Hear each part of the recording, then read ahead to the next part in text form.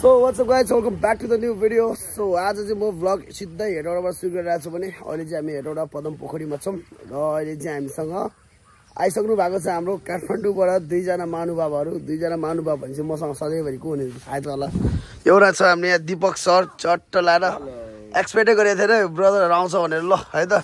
अब हामी कहाँको यात्रा गर्दै छौं भन्नु त एकचोटी ल। पोखरा जाने पोखराबाट के हुन्छ प्लानिङ चेन्ज हैन ट्याक्क लाएर ल अब हामी यहाँ दुईजना भाइहरु पनि छ है।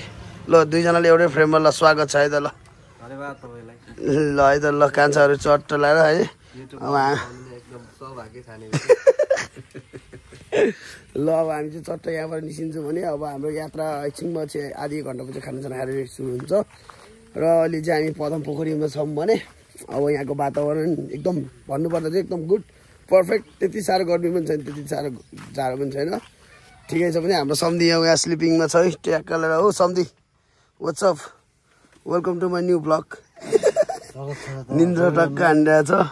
ल हामी चाहिँ ट्राभल अब यो गाडीमा गर्दैछौँ भने चट्ट लगाएर बाइक साइकलाई साइड आएर अब गाडीसँग गइन्छ भने सो त्यही हो। अनि बाटोमा के हुन्छ अपडेटहरू दिँदै जाउँला र सबैजनालाई ह्याप्पी दसैँ ढिलाइ भए पनि किनभने अब दसैँ त गइसक्यो हिजोबाट त गइसक्यौँ होइन।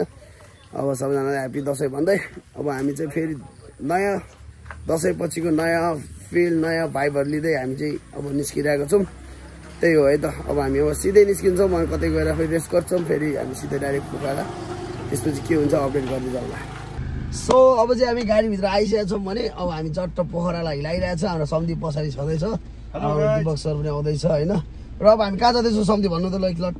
हामी अहिले जाँदैछौँ हेटौडा बजारसम्म अहिले यहाँबाट फेरि उता कहाँ पुग्छ थाहा हुँदैन।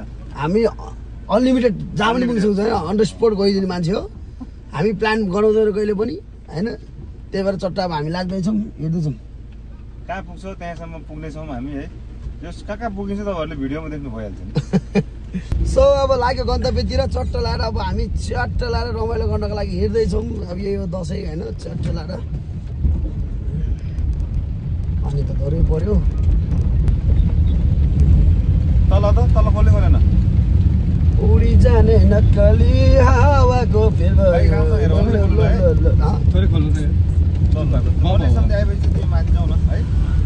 गाडी ब्रेक नलाग्नु हुँदो रहेछ एक्सिडेन्ट पनि नलिने ब्रेक पनि हो। यो कारण चाहिँ के हो नि तपाईँको टर्निङ काट्दाखेरि चाहिँ यस्तो आउँछ क्या जब लेफ्टपट्टि काट्छ नि त्यही इस्यु आउँछ त्यही देखाउँ भनेको गाडी हेरेर गएर। 1 hour later ल हेर्नु सक्छ गाइज अब हिँडिरहेको मान्छे यस्तरी बसिरहेको छौँ। लगभग यो सुला कति भयो होला त लगभग हामी यहाँ बसेको चाहिँ आधी घन्टाभन्दा बेसी भइसक्यौँ होइन पानी परेको अवस्थामा। सो अहिले चाहिँ हाम्रो गाडीको फ्युल खत्तम भएर चाहिँ हामी बसिरहेको छौँ अनि त्यही हो। अब तेल भाइले लिएर आउँदैछ गाडी नहेरिकन हिँडेपछि यो दुःख पाउँछ भनेको गाडी चेक नगरेको हिँडेको त्यो सक्यो। अब गाडी यस्तो बिचको यहाँ ओह्रालोमा क्या त्यो पनि अब यस्तो अब न्युट्रलमा जाउँ भने ब्रेक लाग्दैन है गाडी स्टार्ट नभएसम्म। त्यही भएर यहाँ तनाव छ क्या अब जो भाइले तेल लिएर आउँदैछ कहाँनिर आइपुग्यो थाहा छैन त्यो लागेको छैन गर्नुपर्छ। ल हामी यात्रा गर्न थालेको 4 घन्टा भइसक्यो। अब हामी मकनपुरमा गयौँ घरबाट निस्केर 4 घन्टा भइसक्यो अहिलेसम्म मकनपुरमा किन हामी अगाडि बढेनौँ भने त कारण यो कारण हाम्रो दीपक सर अब कहाँ पुग्नु मान्छे कहाँ बसिरहेको छ भने त गाइस। अब यो गाडी सक्यो कारण स्टार्ट नभएको तेल हाल्यो र पनि स्टार्ट भएन फिट बम घुमेर अब 3टा अप्सन हुनसक्छ। अब कि तेल नपुग्नु हुनसक्छ कि नभए पक्कै फिट बममै गएको हुनसक्छ। अब किनकि तेल कम भयो भने फिट बम जाने सम्भव त हुन्छ नै होइन। त्यसैले अब एकचोटि तेल पनि नपठाएको भएको फेरि 10 लिटर हुन्छ 10 लिटर तेलले त पक्कै स्टार्ट हुनुपर्ने हो। हेरौँ त्यसपछि अहिले सिधै लेट्स गो है त। ल गाडी चाहिँ हामीले ट्र्याक लगाएर तानेर ल्याइसकेछ है भर्खरै बिजोकमा आयो गाडीले कहाँ जानुपर्ने मान्छे कहाँ अब हेरेर अहिलेसम्म हेरेरमा छु। अब गाडी बनाऊ त्यसपछि हामी लाग्दैछौँ। अब गाडीको फ्युल बममै गएर कम भइहाल्यो होइन किनभने हामीले पेट्रोल कम राखेर चलाएर चाहिँ त्यही भएर फ्युल बम उडिसक्यो गाडीको। अब गाडी बनाउँछौँ त्यसपछि के कति समय लाग्छ अब आज गए आज नभए बेलुका जानुपर्ने हुन्छ त्यही हो।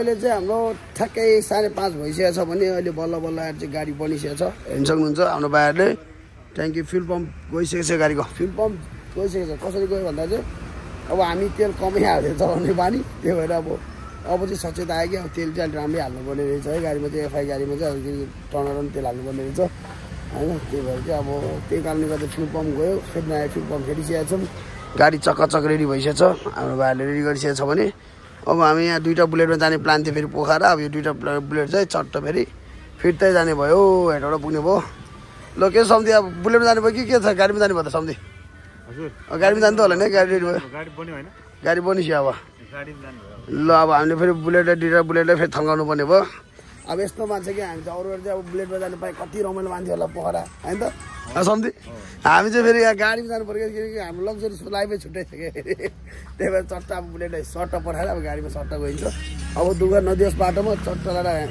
मजाले जान पाओस् त्यही हो है त ल गाइज फाइनली अब हामी निस्न लागिसकेका छौँ हामी कति बजी निस्क्यो घरबाट सर हेटाउनबाट कति बजी निस्केको घरबाट 10 बजे 10 बजे भात खाना त 12 बजी होला अहिले लगभग अहिले कति 10 बजे निक्लेको होइन हाम्रो अहिले चाहिँ गाडी बनिसक्यो लगभग साँझको अहिले 7 बज्न लागिसक्यो 7 बजे आउँछ भनेपछि हामी पोखरा पुगिसकेका छौँ भने चाहिँ मिल्दैन 12 बजे निस्क्यो घरबाट लगभग हिँडे अब कति घन्टा पुग्थ्यो होला 6 घन्टामा पुग्थ्यो है त्यत्रो पनि लागेन यतिखेर त बसेर नि होममा 1-2 निन्दा सुत्थ्यो होला अब हामी भर्खर भयो हेटबाट निस्दैछौँ भनेपछि 12 बजे घरबाट निस्केको अब अहिले 6-7 बजिसक्यो अब भर्खर हामी यहाँबाट हेटबाट पोखरा लाग्दैछौँ अब रातारात हिँड्दैछौँ के कस्तो हुन्छ यात्रामा के कस्तो मुसिबतहरू आउने हो सब कुरा तपाईँसँग सेयर गर्नेछौँ भने भिडियोलाई अन्तिमसम्म बनिरहनु होला च्यानललाई सब्सक्राइब गरिदिनु होला नयाँ हुनुहुन्छ please don't forget like share subscribe है र हाम्रो त दीपक चामलिङलाई पनि दीपक चामलिङलाई पनि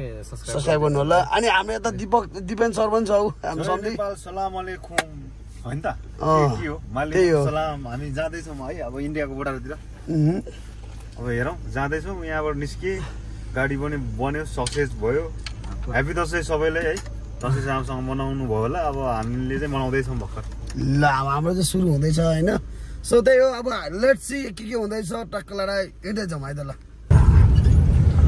फाइनली हामी चाहिँ चट्ट हामी चाहिँ चट्ट अगाडि बढेर यहाँसम्म त आइसकेको छौँ के भन्ने ठाउँ यसो रोकौँ है दोकानहरू चाहिँ रोक्नु कहाँ रोकेको दोकानै पारि दोकान छ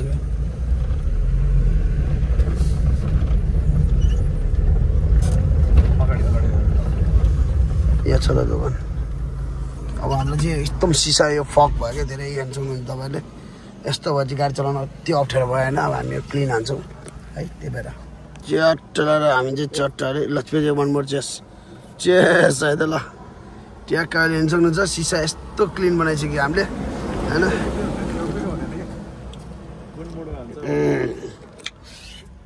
ल अब चाहिँ अलिकति एक्स्ट्रा रमाइलो भनेर चाहिँ चाट लाग्यो मजाले क्लियर हेर्न पाउँछ नि हेर्न सक्नुहुन्छ कस्तो क्लियर देखेको अब चाहिँ अहिलेको त पुरै उ थियो त्यही भएर गाली गाह्रो भएर रोक्यो हामीले अब चाहिँ चट्ट लगाएर रमाइलो भइरहेको छ होइन